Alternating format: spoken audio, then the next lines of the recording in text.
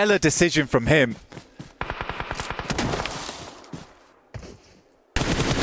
Catch. Spotted out from Redox in the back line. Prime nade from Koa, chucked back over. Calls it quits on the push back up. 2-2 split. A lot of distance to work with here. Uphill battle, just spots out the head, but it's a quick timing on the peak. Scarface, back over, bullets down, heavy tag. The only thing is that Redox almost scares him off the position that Koa was going for with the nade.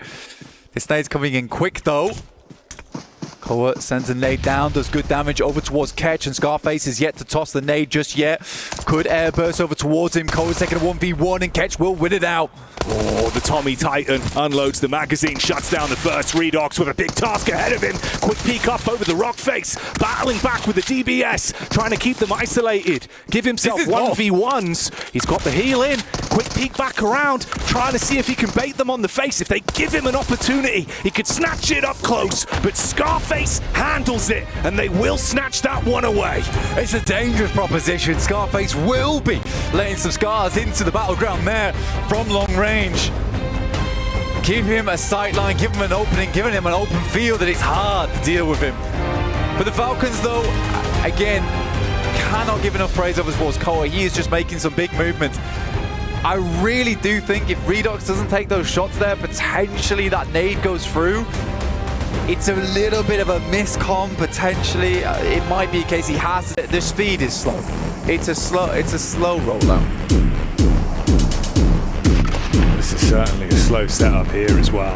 Doxy just playing on the edge towards the doorway there. You've got Cyrax in position. If he runs in, baited out by the shots, you should get a quick connection off with the DBS, taken down from the sidelines. There's only 3 of them left, of course, with Henry falling early. Oh, the decision! He on it! He had the timing for so long. Doxy gets in, not just with one, but a second follow-up, supported by the squad. And that's how they... So where do you go from there?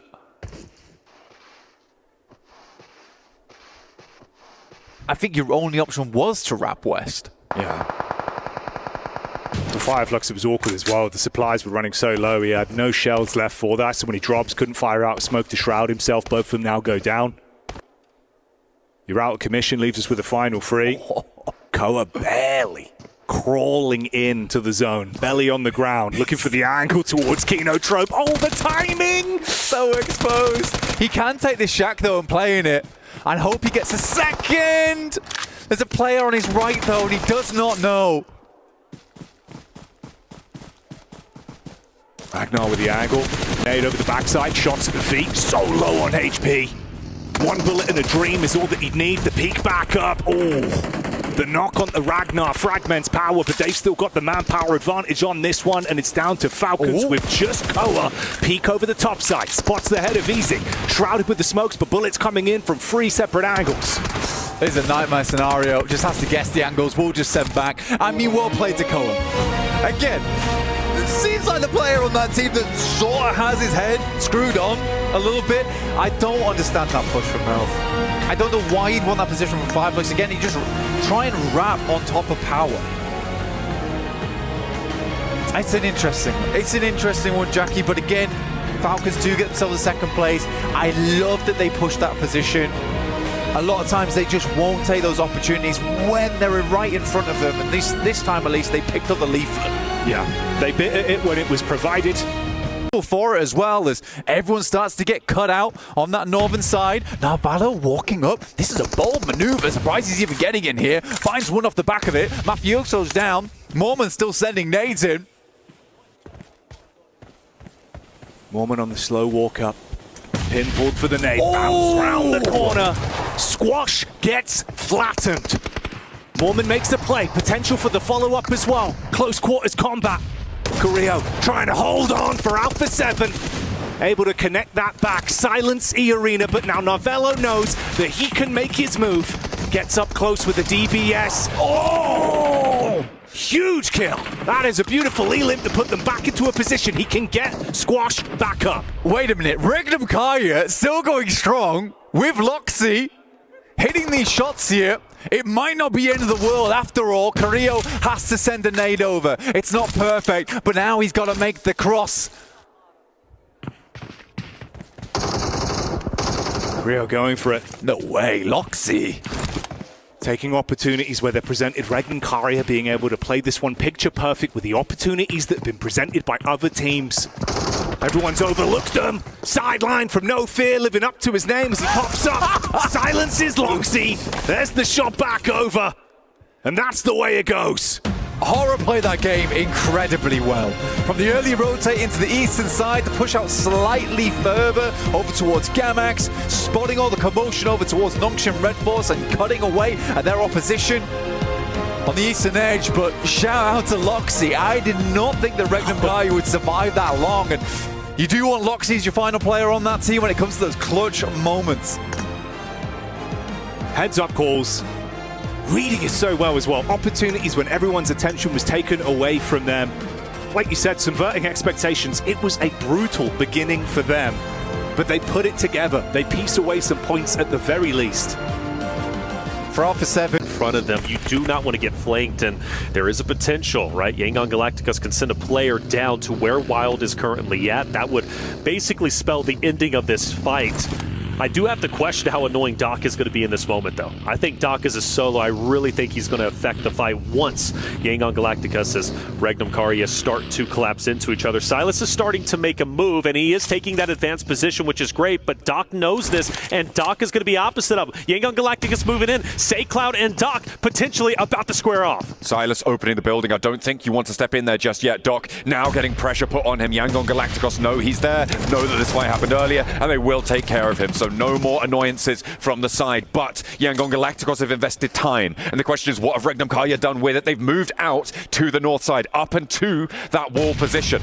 The nade over towards Silas drops short from Smile, and everybody's cooking them. How much more have they got left in the back pocket? Loxy with a long lob, doesn't quite connect, and another one sent over towards Silas, sees the numbers even. 3 versus 3, and Wild falls next. All right, Regnum Karya now with the 3 versus 3, as you said. SayCloud, Smile, nades are cooking, they're throwing, but are they connecting? Well, not just yet. Loxy though down. Loxy down. Yangon Galacticos managed to make it happen and take the win. Regnum Karya, a heroic effort, a wonderful game, but at the end, that was the ending, man. Well done, dude. I think today the games we have been phenomenal. Regnum Karya, the champion, or excuse me, Yangon Galacticos, the champions with 9 elims, huge.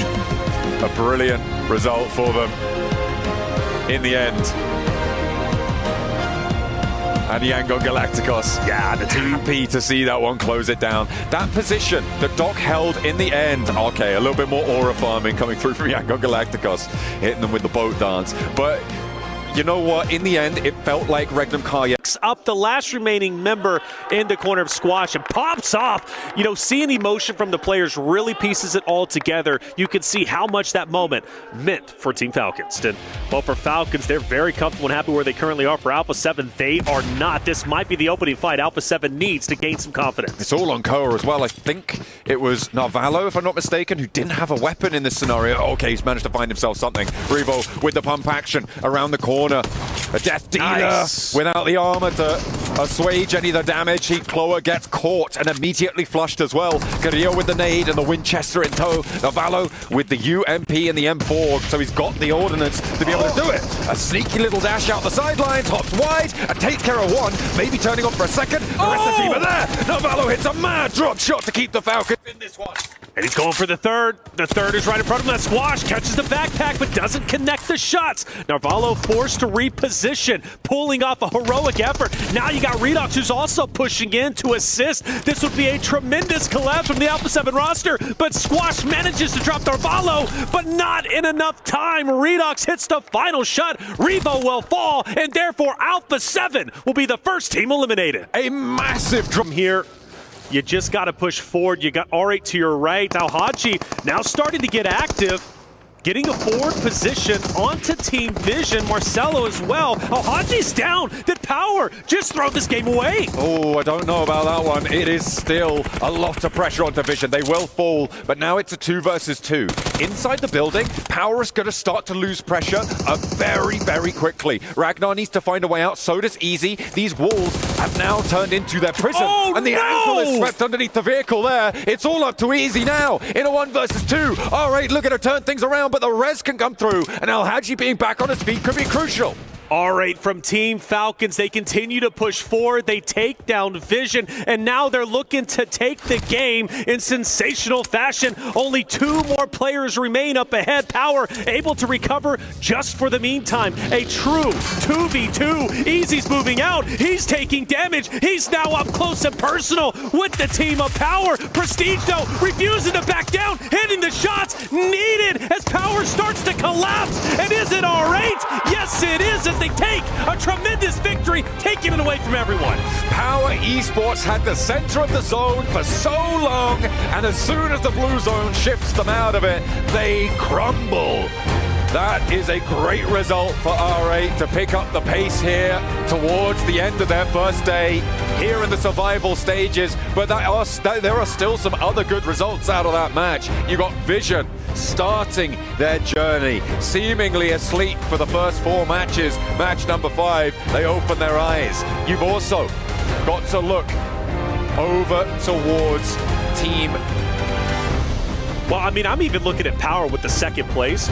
Double-digit elimination. That's who I was thinking of, Power. Double-digit elimination. I completely blanked. Law with an nade cooking now. Over the top, needs to find the shot, but Lorison goes down to the back line, and no answer is found with a nade. Sky looking to try and take up the mantle of the peak, but again, he is rebuffed. It's all up to Jiggle now for Ora to keep them linchpinned into this match, but Catch is there. He finds it, and that's Law as well, taking the shots out wide. Nobody's getting out of this desert unscathed now, and Law can't find the first, looks for the second challenge, and he just dips behind it. Stays alive for a moment longer, a breath allowed for the time being. Sleepy's the one to watch out for. Catch as well. Look, Fireflux can still very well win this with a solo, and it could in fact happen. Sleepy's going to take down Law. He's going to be gone. No Fears once again dropped. Diego's going to be pushing up onto Ora. The nade's going to be cooking. Ora's actually out, and now it comes down to a 1v1. It's going to be Catch versus Diego. Catch, the madman from Fireflux. They've been playing on dribs and drabs for so long, and they managed to find it right at the end. What a crazy turnaround for Fireflux. They play in the shadow of Team Vision and Regnum Kaya on the compound. They play Split, they play Snake, and they bite. Fireflux, a dominating performance, the solo playing spoiler, and you gotta respect Catch in that moment. We knew he was in a power spot, watching Regnum Karya start to rotate over after they win 2 dominating fights, but at the end of the day, it was Catch overlooking his competition, overlooking the battlefield, the battleground, and knowing he had what it takes in order to take over the victory. Fireflux, a tremendous win, and a night and day difference from their group play performance to where they currently stand. Jux had an impressive day today, and so of course I'm chatting here with Scarface. What a brilliant day. You opened it up with a chicken dinner as well, which was great to see. I kind of want to know how that motivated you guys going forward. Did that impact your strategies for the rest of the day? Bugün ilk map win aldıktan sonra bu sizi motive etti mi ya da stratejinize bir değişiklik oldu mu günün devamında? Biz onun win aldıktan sonra rahatlayacağımızı biliyorduk. Win aldıktan sonra bir win daha ardına alacağımızı biliyorduk. Aldıktan sonra zaten çok relax olduk ve günü birinci bitirdik. And after we got the first win, we relaxed a little bit and we knew that we were gonna get another win. And yeah, after that we basically just chilled. I like that. Some of our casters and analysts, they were talking about your impact on the game today because Scarface, your long distance game is just so good. Creating off angles, getting information for your team. How do you feel like you impacted your team today? Bugün birçok yani casterler de analistler de senin performansın hakkında konuştular. Yani senin takımda yarattığın etki hakkında konuştular.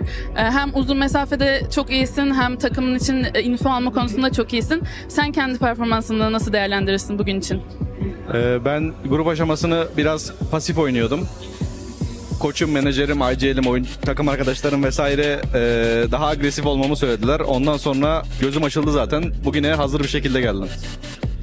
So I was basically more passive during the group stage, and my IGL and my teammates told me that I should be more aggressive, and that's what I did. So my eyes opened kind of, and I got my flow. they let the reins off you. I like that. Scarface, thanks so much for joining me in this post-day interview. I really enjoyed chatting with you, and best of luck tomorrow because we only have 6 maps left. The survival stage will be done and we will be set for the grand finals. Remember, tomorrow 8 teams are going to be sent home and we're going to get to use the Crusher. It's going to be fun, it's going to be dramatic, and I'm going to absolutely love every minute of it. I'll see you then. Nice tomorrow.